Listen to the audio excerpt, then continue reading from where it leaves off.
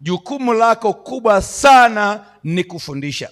Fundisha mtoto kuomba, fundisha mtoto kuabudu, fundisha mtoto kusoma neno la Mungu, fundisha mtoto wako kuimba, fundisha mtoto wako maadili mema, fundisha tabia njema, mfundishe kudeki, mfundishe kufua, mfundishe kuosha vyombo, mfundishe kupika, mfundishe mtoto wako. Kazi namba 1 ya mentor ni kufundisha.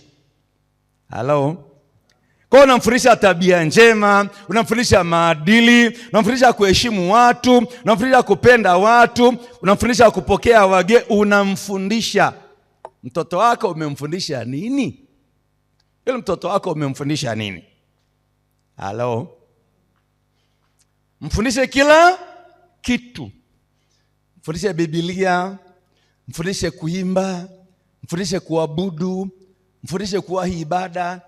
Sasa mzazi, kama unakuja ibadani saa 5, maana yake unafundisha mtoto wako kwamba ibadani sio mahali pa muhimu sana. Unaweza kawahi shule tu, lakini kanisani wewe nenda saa unataka.